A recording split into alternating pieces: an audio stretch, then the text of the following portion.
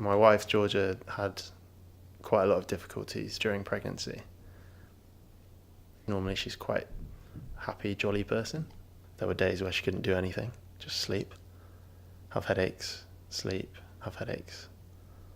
She came across more scared about lots of things and was quieter within herself, I would say. What I thought was happening was maybe she was a bit overwhelmed with what was to come, almost like a fear of the unknown.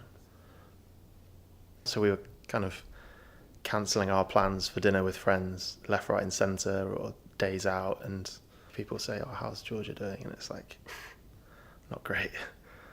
You just don't say that. I feel like you say, "Oh yeah, she's fine, she's going to be alright."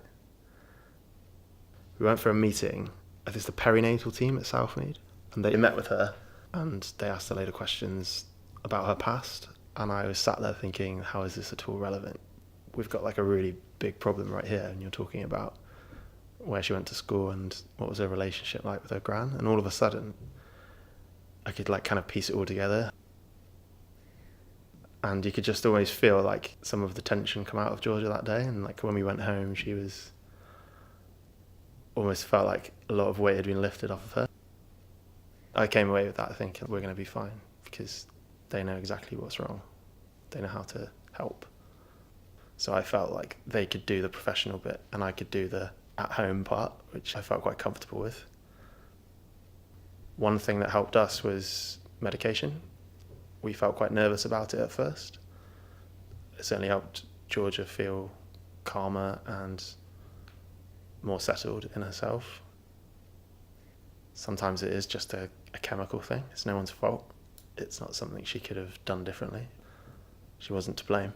I think reiterating that and kind of staying positive throughout helped. I think Georgia started to recover the moment our son was born. Like within minutes, hours after, she felt like she was back to being herself. She seemed even more strong and upbeat. She seemed to be back to herself in an instant.